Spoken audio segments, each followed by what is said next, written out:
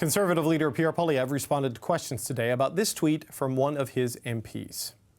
Specifically, whether his party's decision to post a graphic resembling a most wanted poster went too far. Our call is for people to let these senators know that there should be no more carbon tax on our farmers because we already can't afford the price of food.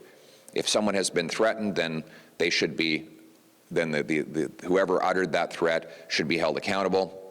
I receive threats all the time, as do members of my caucus. It's terrible when it happens. Senator Bernadette Clement is one of the senators featured in that graphic, and she joins us now. Senator, welcome to the show. Thank you. I wonder if you could tell me, what was your reaction to seeing your face and phone number, along with your colleague, posted on that tweet? Yeah, I remember sitting in my house. I was in my house in Cornwall, Ontario, and somebody actually sent it to me. And I was shocked, and I had a thought that it could lead to something negative. But I live in Cornwall. I was the mayor there. I've been there for decades. I feel safe there. And so I saw it and I thought, well, I don't like this. I worry, but I think it's going to be okay. But then the next morning, the staff in my office, because it was the office number that was posted on the tweet, the staff in my office started taking a lot of angry calls. And that's fine. That's what we do. We answer the phone, we take calls, we answer emails. A lot of them are angry because this is about people's lives and their livelihoods. So we expect that. But the anger was mounting. And then a call came in from someone saying that he was intending to show up at my house. And that's when, my young staffer said, okay, I can't take any more of these calls. This one is scary. Right. And alerted Parliamentary Protective Service, alerted me. I was in my house in Cornwall at that time, so I called Cornwall Police Service. And quite frankly, second guessing myself, right? Thinking, should I be, am I overthinking this? What's going on? But really, I was treated with such respect. We followed the protocol.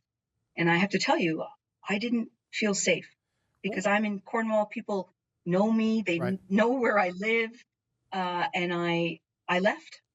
I left my house. Was a call specifically just to show up at your house, or was there a threat attached with that, or did you infer a threat from that?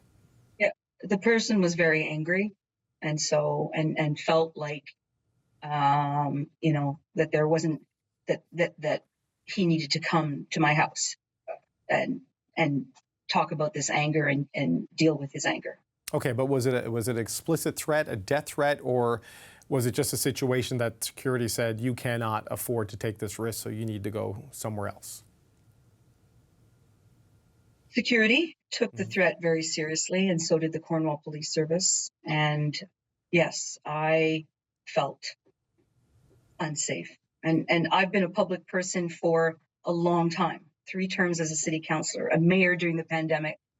And in that moment, and I'm a woman that lives alone, and I'm proud of that. That's great. This is part of, women doing their jobs, living alone, living with family, whatever, whoever we are. And I felt afraid. Right, and I want to just make clear, I asked those questions not in any way to minimize it. I just want to understand the specifics as well as I could. Have you reached out to Andrew Scheer or spoken to anyone from the Conservatives about this tweet, about the impact it had? I know there was an angry encounter with Senator Don Plett, that Senator Plett has issued a statement taking some responsibility for and promising to do better. But about the tweet that kind of launched all of this, have you had any conversation, response, or anything with the people behind it? So in chamber today, Senator Plett did apologize just a few minutes ago for what happened in chamber after I moved to adjourn the debate, which was a routine procedure and was done to allow for senators in my group, the Independent Senators Group, to be able to continue debate this week. So that's the contact that I've had. I posted on social media myself to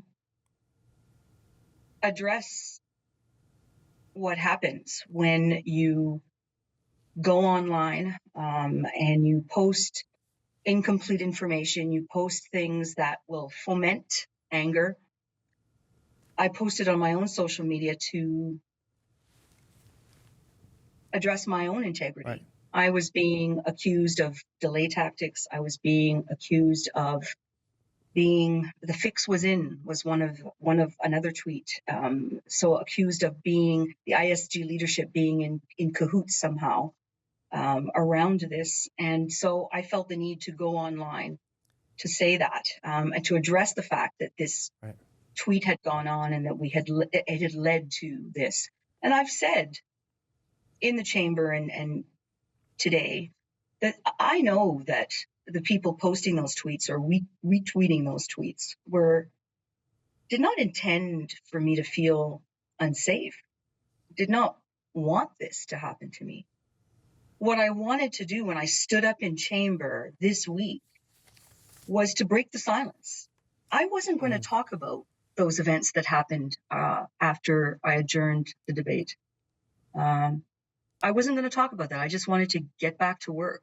So, Senator, I'm just wondering, I just wondered, because we're just getting a bit tight on time, what you're doing now. I saw in the reporting, I believe by my colleague JP Tasker, you're carrying a panic button with you, which is something, are you able to go home? Is it safe for you to go home, or are you staying here in Ottawa where you might be harder to find? So we all have panic buttons. That was all, those were issued some time ago. I, quite frankly, didn't have it with me when I was in Cornwall during the non-sitting week. I haven't felt the need to have it on me. I do have it on me now. I have had it on me since that call. And so, yes, I'm feeling like the calls have, Right. there are fewer calls. And so I feel better. But what I wanted to do when I stood up in chamber was talk about this and talk about how we should reflect on how we speak to each other in chamber and also online. Right. To talk about the fact that, you know, this idea of politics being angry all the time it doesn't have to be that way. Yes, this bill has an impact on people's lives, and yes, people can have feelings around that. But let's think about how we speak to each other when we're doing politics and debating and trying to get through. And let's think about how we speak to each other and how we post online. Senator Bernadette Clement, I want to thank you for speaking with me today, and please stay safe. Thank you.